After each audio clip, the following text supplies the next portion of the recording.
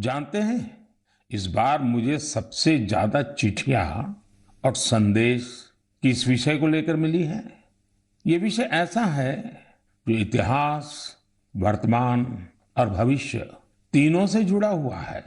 मैं बात कर रहा हूं देश को मिले नए प्रधानमंत्री संग्रहालय की। इस 14 अप्रैल को बाबा साहब आम्बेडकर की जन्म जयंती पर प्रधानमंत्री संग्रहालय का लोकार्पण हुआ है। इसे देश के नागरिकों के लिए खोल दिया गया है। एक श्रोता है श्रीमान सार्थक जी। सार्थक जी गुरुग्राम में रहते हैं और पहला मौका मिलते ही वो प्रधानमंत्री संग्रहालय देख आए हैं। सार्थक जी ने नमो ऐप पर जो संदेश मुझे लिखा है वह बहुत इंटरेस्टिंग है। उन्होंने लिखा है कि वो बरसों से न्यूज चैनल देखते हैं, अखबार पढ़ते हैं, सोशल मीडिया से भी कनेक्टेड हैं। इसलिए उन्हें लगता था कि उनकी जनरल नॉलेज काफी अच्छी होगी। लेकिन जब वे पीएम संग्रहालय गए तो उन्हें बहुत हैरानी हुई। उन्हें महसूस हुआ कि वे अपने देश और देश का नेतृत्व करने वालों के बारे में काफी कुछ जानते ही नहीं है। उन्होंने पीएम संग्रहालय की कुछ ऐसी चीजों के बारे में लिखा है जो उनकी जिज्ञासा को और बढ़ाने वाली थी। जैसे उन्होंने लाल बहादुर शास्त्री जी का वो चरखा देखकर बहुत खुशी हुई जो उन्हें ससुराल से उपहार में मिला था। उन्होंने शास्त्री जी की पासबुक भी देखी और यह भी देखा कि उनके पास कितनी कम बचत थी। सार्थक जी ने लिखा है उन्हें यह भी नहीं पता था कि मोरारजी भाई देसाई स्वतंत्रता संग्राम में शामिल होने से पहले गुजरात में डिप्टी कलेक्टर थे। प्रशासनिक सेवा में उनका एक लंबा कैरियर रहा था। सार्थक जी चौधरी चरण सिंह जी के विषय में वो लिखते हैं कि उन्हें पता ही नहीं था कि जमींदारी उन्मूलन के क्षेत्र में चौधरी चरण सिंह जी का बहुत बड़ा योगदान था।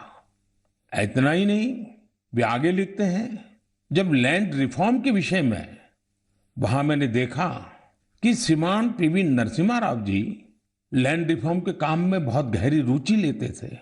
सार्थक जी को भी इस म्यूजियम में आकर ही पता चला कि चंद्रशेखर जी ने 4000 किलोमीटर से अधिक पैदल चलकर ऐतिहासिक भारत यात्रा की थी। उन्होंने जब संग्रहालय में उन चीजों को देखा जो अटल जी उपयोग करते थे, उनके भाषणों को सुना तो वो गर्व से भर उठे थे। सार्थक जी ने यह भी बताया कि इस संग्रहालय में महात्मा गांधी, सरदार पटेल, डॉक्टर अंबेडकर, जयप्रकाश नारायण और हमारे प्रधानमंत्री पंडित जवाहरलाल नेहरू के बारे में भी बहुत ही रोचक जानकारियां हैं। साथियों, देश के प्रधानमंत्रियों के योगदान को याद करने के लिए आजादी के अमृत महोत्सव से अच्छा समय और क्या हो सकता है। देश के लिए यह गौरव की बात है कि आजादी का अमृत महोत्सव एक जन आंदोलन का रूप ले रहा है। इतिहास को लेकर लोगों की दिलचस्पी काफी बढ़ रही है और ऐसे में पीएम म्यूजियम युवाओं के लिए भी आकर्षण का केंद्र बन रहा है जो देश की अनमोल विरासत से उन्हें जोड़ रहा है। वैसे साथियों, जब म्यूजियम के बारे में आपसे इतनी बातें हो रही हैं तो मेरा मन किया कि मैं भी आपसे कुछ सवाल करूं। देखते हैं आपकी जनरल नॉलेज क्या कहती है, आपको कितनी जानकारी है। मेरे नौजवान साथियों, आप तैयार हैं? कागज कलम हाथ में ले लिया? अभी मैं आपसे जो पूछने जा रहा हूं, आप उनके उत्तर नमो ऐप या सोशल मीडिया पर #म्यूजियम क्विज के साथ शेयर कर सकते हैं और जरूर करें। मेरा आपसे आग्रह है कि आप इन सभी सवालों का जवाब जरूर दें। इससे देश भर के लोगों में म्यूजियम को लेकर दिलचस्पी और बढ़ेगी। क्या आप जानते हैं कि देश के किस शहर में एक प्रसिद्ध रेल म्यूजियम है जहां पिछले 45 वर्षों से लोगों को भारतीय रेल की विरासत देखने का मौका मिल रहा है? मैं आपको एक और क्लू देता हूं। आप यहां fairy queen, saloon of prince of Wales से लेकर फायरलेस स्टीम लोकोमोटिव ये भी देख सकते हैं। क्या आप जानते हैं कि मुंबई में वो कौन सा म्यूजियम है जहां हमें बहुत ही रोचक तरीके से करेंसी का इवोल्यूशन देखने को मिलता है? यहाँ ईसा पूर्व छठी शताब्दी के सिक्के मौजूद हैं, तो दूसरी तरफ ई मनी भी मौजूद है। तीसरा सवाल, विरासत ए खालसा इस म्यूजियम से जुड़ा है। क्या आप जानते हैं ये म्यूजियम पंजाब के किस शहर में मौजूद है? पतंगबाजी में तो आप सबको बहुत आनंद आता ही होगा। अगला सवाल इसी से जुड़ा है। देश का एकमात्र काइट म्यूजियम कहाँ है? आइए मैं आपको क्लू देता हूं। यहां जो सबसे बड़ी पतंग रखी है उसका आकार 22 गुणा 16 फीट है। कुछ ध्यान आया? नहीं तो यही एक और चीज बताता हूं। यह जिस शहर में है उसका बापू से विशेष नाता रहा है। बचपन में डाक टिकटों के संग्रह का शौक किसे नहीं होता, लेकिन क्या आपको पता है कि भारत में डाक टिकट से जुड़ा नेशनल म्यूजियम कहाँ है? मैं आपसे एक और सवाल करता हूं। गुलशन महल नाम की इमारत में कौन सा म्यूजियम है? आपके लिए क्लू ये है कि इस म्यूजियम में आप फिल्म के डायरेक्टर भी बन सकते हैं, कैमरा एडिटिंग की बारीकियों को भी देख सकते हैं। अच्छा, क्या आप ऐसे किसी म्यूजियम के बारे में जानते हैं जो भारत की टेक्सटाइल से जुड़ी विरासत को सेलिब्रेट करता है?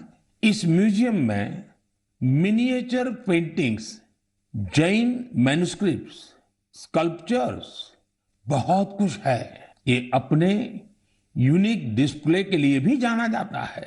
साथियों, टेक्नोलॉजी के इस दौर में आपके लिए इनके उत्तर खोजना बहुत आसान है। ये प्रश्न मैंने इसलिए पूछे ताकि हमारी नई पीढ़ी में जिज्ञासा बढ़े, वो इनके बारे में और पढ़ें, इन्हें देखने जाएं। अब तो म्यूजियम्स के महत्व की वजह से कई लोग खुद आके आकर म्यूजियम्स के लिए काफी दान भी कर रहे हैं। बहुत से लोग अपने पुराने कलेक्शन को, ऐतिहासिक चीजों को भी म्यूजियम्स को दान कर रहे हैं। आप जब ऐसा करते हैं तो एक तरह से आप एक सांस्कृतिक पूंजी को पूरे समाज के साथ साझा करते हैं। भारत में भी लोग अब इसके लिए आगे आ रहे हैं। मैं ऐसे सभी निजी प्रयासों की भी सराहना करता हूं। आज बदलते हुए समय में और कोविड प्रोटोकॉल्स की वजह से संग्रहालयों में नए तौर तरीके अपनाने पर जोर दिया जा रहा है। म्यूजियम्स में डिजिटाइजेशन पर भी फोकस बढ़ा है। आप सब जानते हैं कि 18 मई को पूरी दुनिया में इंटरनेशनल म्यूजियम डे मनाया जाएगा। इसे देखते हुए अपने युवा साथियों के लिए मेरे पास एक आइडिया है। क्यों ना आने वाली छुट्टियों में आप अपने दोस्तों की मंडली के साथ किसी स्थानीय म्यूजियम को देखने जाएं। आप अपना अनुभव #म्यूजियम मेमोरीज के साथ जरूर साझा करें। आपके ऐसा करने से दूसरों के मन में भी संग्रहालयों को लेकर जिज्ञासा जगेगी। मेरे प्यारे देशवासियों, आप अपने जीवन में बहुत से संकल्प लेते होंगे, उन्हें पूरा करने के लिए परिश्रम भी करते होंगे साथियों। लेकिन हाल ही में मुझे एक ऐसे संकल्प के बारे में पता चला जो वाकई बहुत अलग था, बहुत अनोखा था। इसलिए मैंने सोचा कि इसे मन की बात के श्रोताओं को जरूर शेयर करूं। साथियों, क्या आप सोच सकते हैं कि कोई अपने घर से ये संकल्प लेकर निकले कि वो आज दिन भर पूरा शहर घूमेगा और एक भी पैसे का लेन देन कैश में नहीं करेगा, नकद में नहीं करेगा। है ना ये दिलचस्प संकल्प? दिल्ली की 2 बेटियां सागरिका और प्रेक्षा ने ऐसे ही कैशलेस डे आउट का एक्सपेरिमेंट किया। सागरिका और प्रेक्षा दिल्ली में जहां भी गई उन्हें डिजिटल पेमेंट की सुविधा उपलब्ध हो गई। यूपीआई QR कोड की वजह से उन्हें कैश निकालने की जरूरत ही नहीं पड़ी। यहां तक कि स्ट्रीट फूड और रेहड़ी पटरी की दुकानों पर भी ज्यादातर जगह उन्हें ऑनलाइन ट्रांजैक्शन की सुविधा मिली। साथियों, कोई सोच सकता है कि दिल्ली है, मेट्रो सिटी है, वहां ये सब होना आसान है। लेकिन अब ऐसा नहीं है कि यूपीआई का ये प्रसार केवल दिल्ली जैसे बड़े शहरों तक ही सीमित है। एक मैसेज मुझे गाजियाबाद से आनंदिता त्रिपाठी का भी मिला है। आनंदिता पिछले सप्ताह अपने पति के साथ नॉर्थ ईस्ट घूमने गई थी। उन्होंने असम से लेकर मेघालय और अरुणाचल प्रदेश के तवांग तक की अपनी यात्रा का अनुभव मुझे बताया। आपको भी ये जानकर सुखद हैरानी होगी कि कई दिन की इस यात्रा में दूर दराज इलाकों में भी उन्हें कैश निकालने की जरूरत ही नहीं पड़ी। जिन जगहों पर कुछ साल पहले तक इंटरनेट की अच्छी सुविधा भी नहीं थी, वहां भी अब यूपीआई से पेमेंट की सुविधा मौजूद है। सागरिका, प्रेक्षा और आनंदिता के अनुभवों को देखते हुए मैं आपसे भी आग्रह करूंगा कि कैशलेस डे आउट का एक्सपेरिमेंट करके देखें। जरूर करें। साथियों, पिछले कुछ सालों में भीम यूपीआई तेजी से हमारी इकोनॉमी और आदतों का हिस्सा बन गया है। अब तो छोटे छोटे शहरों में और ज्यादातर गांवों में भी लोग यूपीआई से ही लेन देन कर रहे हैं। डिजिटल इकोनॉमी से देश में एक कल्चर भी पैदा हो रहा है। गली नुक्कड़ की छोटी छोटी दुकानों में डिजिटल पेमेंट होने से उन्हें ज्यादा से ज्यादा ग्राहकों को सर्विस देना आसान हो गया है। उन्हें अब खुले पैसों की भी दिक्कत नहीं होती। आप भी यूपीआई की सुविधा को रोजमर्रा के जीवन में महसूस करते होंगे। कहीं भी गए, कैश ले जाने का, बैंक जाने का, एटीएम खोजने का झंझट ही खत्म। मोबाइल से ही सारे पेमेंट हो जाते हैं। लेकिन क्या आपने कभी सोचा है कि आपके इन छोटे छोटे ऑनलाइन पेमेंट से देश में कितनी बड़ी डिजिटल इकोनॉमी तैयार हुई है? इस समय हमारे देश में करीब 20,000 करोड़ रुपए के ट्रांजैक्शन हर दिन हो रहे हैं। पिछले मार्च के महीने में तो यूपीआई ट्रांजैक्शन करीब 10 लाख करोड़ रुपए तक पहुंच गया। इससे देश में सुविधा भी बढ़ रही है और ईमानदारी का माहौल भी बन रहा है। अब तो देश में फिनटेक से जुड़े कई नए स्टार्टअप भी आगे बढ़ रहे हैं। मैं चाहूंगा कि अगर आपके पास भी डिजिटल पेमेंट और स्टार्टअप इकोसिस्टम की इस ताकत से जुड़े अनुभव है तो उन्हें साझा करिए। आपके अनुभव दूसरे कई और देशवासियों के लिए प्रेरणा बन सकते हैं। मेरे प्यारे देशवासियों, टेक्नोलॉजी की ताकत कैसे सामान्य लोगों का जीवन बदल रही है, ये हमें हमारे आसपास लगातार नजर आ रहा है। टेक्नोलॉजी ने एक और बड़ा काम किया है। ये काम है दिव्यांग साथियों की असाधारण क्षमताओं का लाभ देश और दुनिया को दिलाना। हमारे दिव्यांग भाई बहन क्या कर सकते हैं, ये हमने टोक्यो पैरालंपिक्स में देखा है। खेलों की तरह ही आर्ट्स, एकेडमिक्स और दूसरे कई क्षेत्रों में दिव्यांग साथी कमाल कर रहे हैं। लेकिन जब इन साथियों को टेक्नोलॉजी की ताकत मिल जाती है तो ये और भी बड़े मुकाम हासिल करके दिखाते हैं। इसलिए देश आजकल लगातार संसाधनों और इंफ्रास्ट्रक्चर को दिव्यांगों के लिए सुलभ बनाने के लिए लगातार प्रयास कर रहा है। देश में ऐसे कई स्टार्टअप्स और संगठन भी हैं जो इस दिशा में प्रेरणादायी काम कर रहे हैं। ऐसी एक संस्था है voice of specially abled people. ये संस्था असिस्टिव टेक्नोलॉजी के क्षेत्र में नए अवसरों को प्रमोट कर रही है। जो दिव्यांग कलाकार हैं, उनके काम को दुनिया तक पहुंचाने के लिए भी एक इनोवेटिव शुरुआत की गई है। Voice of specially abled people के इन कलाकारों की पेंटिंग्स, इसकी डिजिटल आर्ट गैलरी तैयार की है। दिव्यांग साथी किस तरह असाधारण प्रतिभाओं के धनी होते हैं और उनके पास कितनी असाधारण क्षमताएं होती हैं, ये आर्ट गैलरी इसका एक उदाहरण है। दिव्यांग साथियों के जीवन में कैसी चुनौतियां होती हैं, उनसे निकलकर वो कहां तक पहुंच सकते हैं, ऐसे कई विषयों को इन पेंटिंग्स में आप महसूस कर सकते हैं। आप भी अगर किसी दिव्यांग साथी को जानते हैं, उनकी टैलेंट को जानते हैं, तो डिजिटल टेक्नोलॉजी की मदद से उसे दुनिया के सामने ला सकते हैं। जो दिव्यांग साथी हैं, वो भी इस तरह के प्रयासों से जरूर जुड़े। मेरे प्यारे देशवासियों, देश के ज्यादातर हिस्सों में गर्मी बहुत तेजी से बढ़ रही है।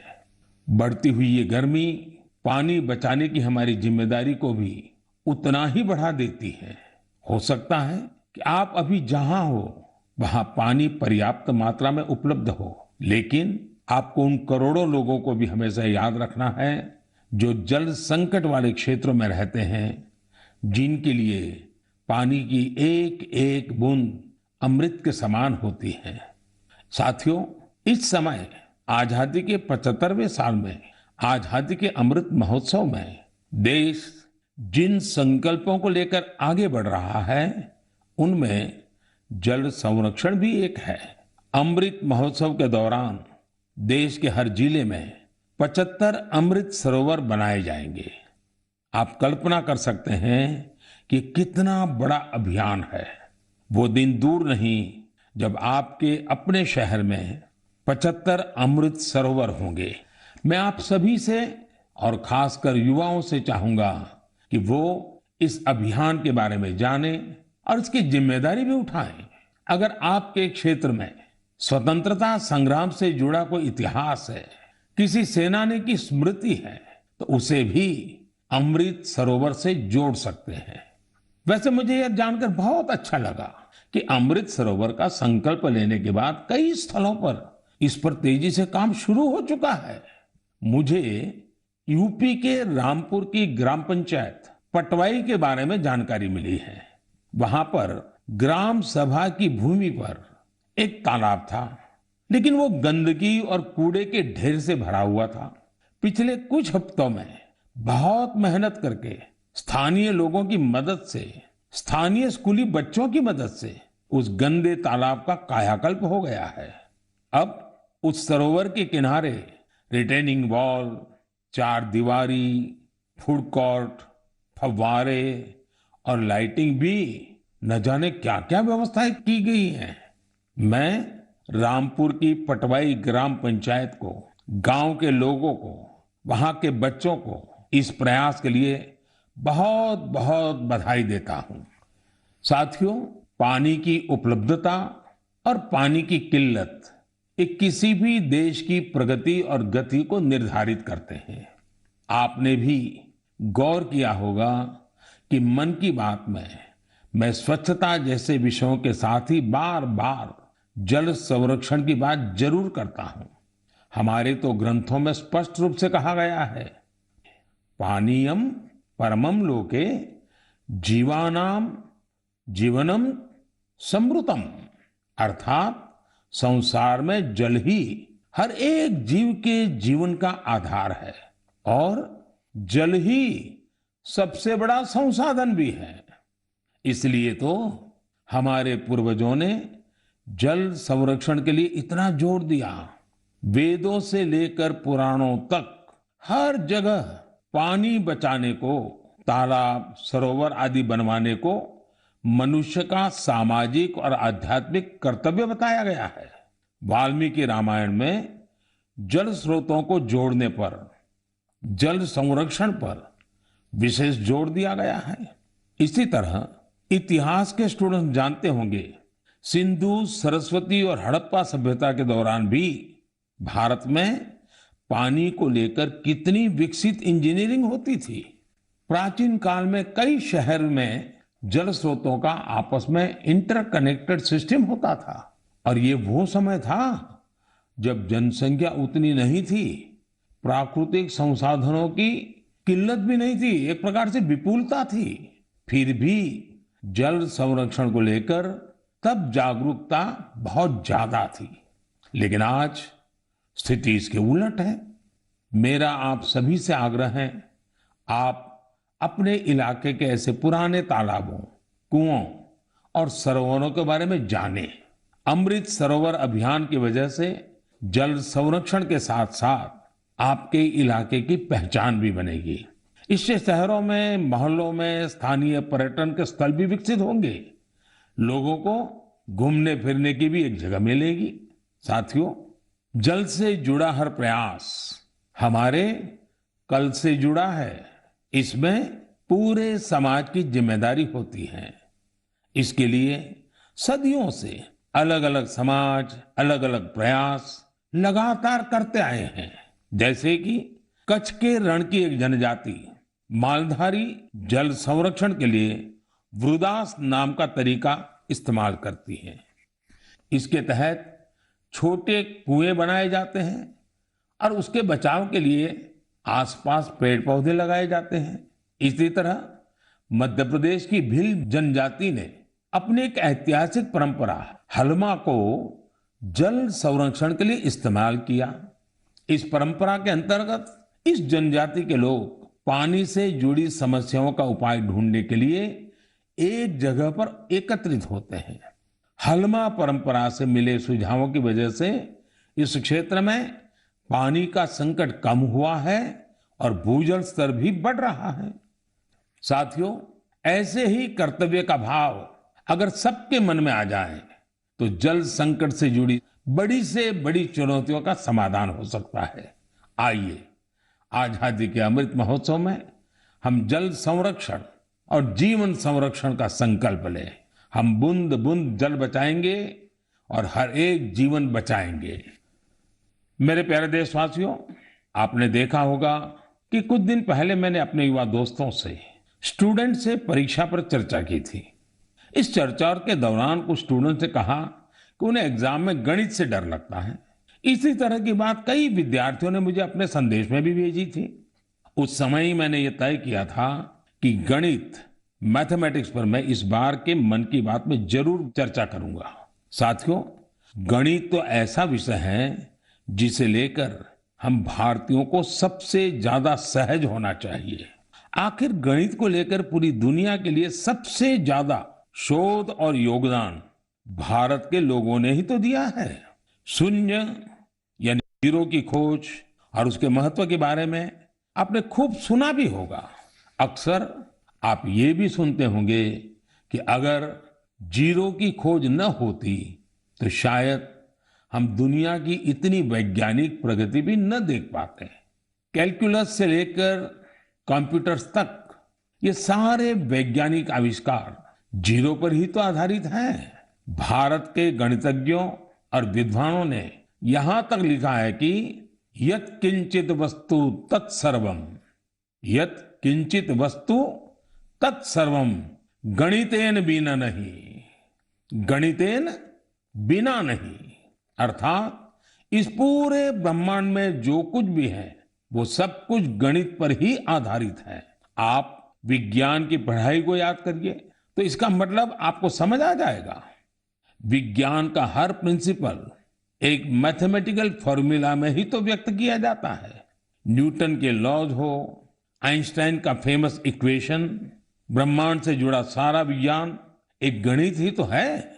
अब तो वैज्ञानिक भी थियरी ऑफ एवरीथिंग की चर्चा करते हैं, यानी एक ऐसा सिंगल फॉर्मूला जिससे ब्रह्मांड की हर चीज को अभिव्यक्त किया जा सके। गणित के सहारे वैज्ञानिक समझ के इतने विस्तार की कल्पना हमारे ऋषियों ने हमेशा से की है। हमने अगर शून्य का आविष्कार किया तो साथ ही अनंत यानी इन्फिनिट को भी एक्सप्रेस किया है। सामान्य बोलचाल में जब हम संख्याओं और नंबर्स की बात करते हैं तो मिलियन, बिलियन और ट्रिलियन तक बोलते और सोचते हैं, लेकिन वेदों में और भारतीय गणित में ये गणना बहुत आगे तक जाती है। हमारे यहाँ एक बहुत पुराना श्लोक प्रचलित है, एकम दशम शतम चैव सहस्त्रम अयुतम तथा लक्षम च न्यूतम चैव कोटि ही अर्बुदम एव च वृंदम खर्वो निखर्व च शंख पद्म च सागर अंत्यम मध्यम परार्ध च दश वृद्धा यथाक्रमम।